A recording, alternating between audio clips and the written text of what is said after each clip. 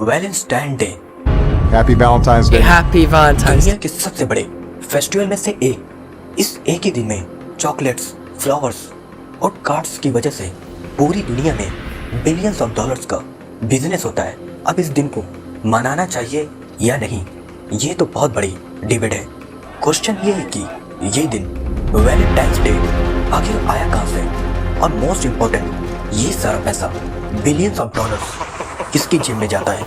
आज से 2000 साल पहले पूरी दुनिया में सिर्फ एक ही सुपर पावर थी, द ग्रेट रोमन एम्पायर। और जैसे ही ये एम्पायर अपनी ताकत के पीक तक पहुंची, एग्जैक्टली उसी टाइम अल्लाह ने उस एम्पायर के अंदर अपना एक ग्रेट पैगंबर भेजा, ईसा इस्लाम।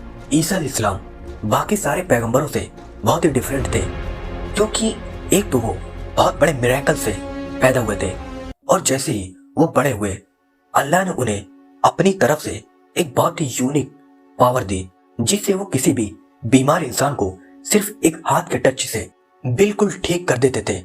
और आगे जाकर ईसा इस्लाम इसी पावर को यूज करके फलस्तीन के गरीबों की मदद करने लगे, जिससे वो बहुत छोटी एज में फलस्तीन के सबसे फेमस आदमी बन गए।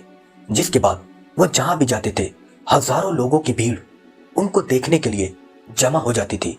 लेकिन ईसा इस्लाम को अपने इस फेम की कोई परवाह नहीं थी।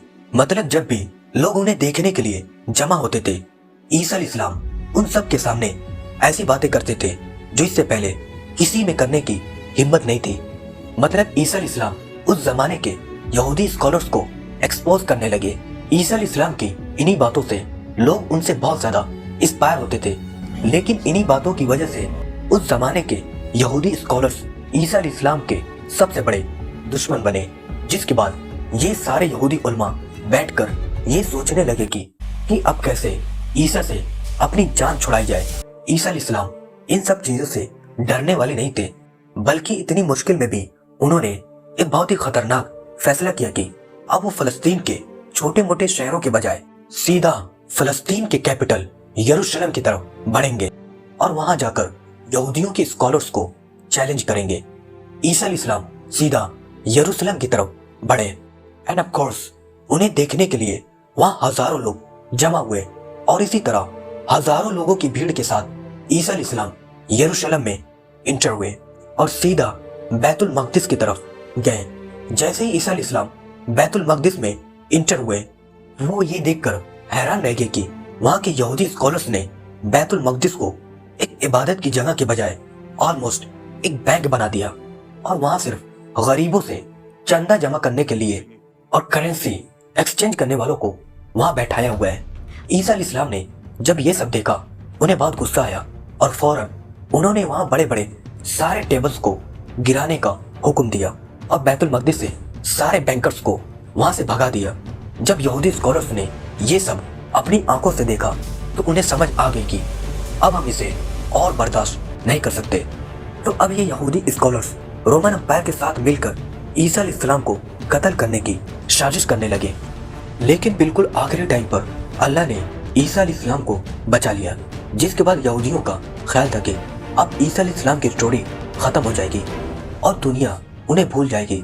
लेकिन ईसा इस्लाम के 11 फॉलोअर्स ने उनके रिलीजन को पूरी दुनिया में फैलाना शुरू किया। मतलब क्रिश्चियनिटी इतनी तेजी से फैलने लगा कि आहिस्ता आहिस्ता रोमन एम्पायर का नया बादशाह इस नए रिलीजन से डरने लगा, और उसने सोचा कि अगर ऐसा ही चलता रहा तो बहुत जल्द क्रिश्चियनिटी हमारे पुराने रिलीजन को खत्म कर देगी। अब इस सब को रोकने के लिए रोमन एम्पायर के बादशाहों के पास सिर्फ एक ही हल था कि सारे क्रिश्चियंस को मार दिया जाए। जिसके बाद रोमन एम्पायर ने अपनी पूरी ताकत यूज करके क्रिश्चियन पर जुल्म करना शुरू किया, और जैसे जैसे वक्त गुजरता गया ये जुल्म और भी ज्यादा बढ़ने लगा। आखिर 2 साल के बाद रोमन एम्पायर के तख्त पर एक नया बादशाह बैठा, एम्परर क्लॉडियस। ये बादशाह बाकी सारे बादशाहों से बहुत ही डिफरेंट था, क्योंकि क्लॉडियस सिर्फ अपने बाप की वजह से नहीं बल्कि एक आम सोल्जर से रोमन एम्पायर के तख्त तक पहुंचा था। उसने अपनी फौज को यूज करके अपने खिलाफ हर बगावत को क्रश करना शुरू कर दिया। लेकिन इतनी बड़ी फौज के बाद भी क्लॉडियस ने ये नोट किया कि उसकी फौज उस जज्बे से लड़ी नहीं रही जिस तरह वो चाहता है, और जब क्लॉडियस ने पूछा कि ऐसा क्यों है, तो उसे बताया गया कि हमारी आर्मी, रोमन अंपायर की आर्मी में ज्यादा सोल्जर्स बहुत ही यंग हैं। जैसे ही इन यंग लड़कों की शादी होती, इनमें लड़ने का जज्बा बिल्कुल खत्म हो जाता। ये सुनकर क्लॉडियस ने कहा कि अच्छा तो ये बात है। आज क्रिश्चियन की कहानियों में कहा जाता है कि क्लॉडियस ने एक बहुत ही अजीब ऑर्डर दिया कि आज के बाद पूरी रोमन अंपायर में कोई भी यंग सोल्जर्स शादी नहीं करेगा। शादियों पर बैन लगाने से रोमन अंपायर की स्पीड तो बढ़ गई, लेकिन यहाँ की आवाम अपने बादशाह से नफरत करने लगी, क्योंकि शादियों को बैन करने के बाद रोमन अंपायर में बेहयाई और रेप के केसेस बहुत ज्यादा बढ़ गए। और जैसे ही बेहयाई अपने पीक तक पहुंची, ये एग्जैक्टली वही टाइम था जब एक आम क्रिश्चियन प्रीस्ट सेंट वैलेंटाइन ने यह फैसला किया कि अब बादशाह के इस रूल को और बर्दाश्त नहीं किया जा सकता। अब इससे आगे हिस्ट्री में तो कहीं नहीं लिखा, लेकिन क्रिश्चियन कहानियों में कहा जाता है कि सेंट वैलेंटाइन ने अपनी जान की परवाह किए बगैर रोमन बादशाह से छिप कर यंग लोगों की शादियां कराने लगा। जब लोगों को इसका पता चला तो वो दूर दूर से सेंट वैलेंटाइन के पास आने लगे और इस तरह अकेले रोमन अंपायर में बेहयाई के खिलाफ एक बहुत बड़ी कैंपेन शुरू की। लेकिन आहिस्ता आहिस्ता इतने लोगों की शादी हुई कि ये खबर किसी तरह रोमन अंपायर के बादशाह क्लॉडियस तक पहुंची। तो आखिर क्लॉडियस ने हुक्म दिया कि ये वैलेंटाइन जो भी है, इसको ढूंढकर इसका सर काट दिया जाए। जिसके बाद रोमन अंपायर की फौज हर तरफ फैल गई और फाइनली सेंट वैलेंटाइन को पकड़कर उसे जेल में डाल दिया।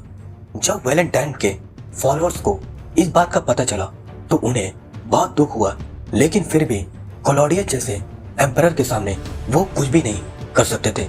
तो यहाँ पर उन्होंने एक ऐसा रिवाज शुरू किया जो आज तक दुनिया में कायम है।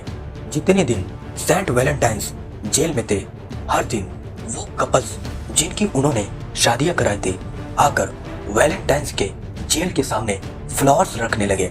काफी अरसे तक जेल में रहने के बाद अब फाइनली सेंट वैलेंटाइन्स का आखिरी दिन आ चुका था। 14 फरवरी। अपनी मौत से एक ही रात पहले वैलेंटाइन्स ने एक लड़की के नाम अपना आखिरी खत लिखा और पूरा खत लिखने के बाद उस लेटर के बिल्कुल आखिर में उसने एक ऐसी बात कही जो आज तक दुनिया में बोली जाती है, फ्रॉम योर वैलेंटाइन्स। जिसके अगले ही दिन 14 फरवरी को बहुत ही बेरहमी से सेंट वैलेंटाइन्स को मार दिया गया और यहाँ से ये दुनिया में एक फेस्टिवल बना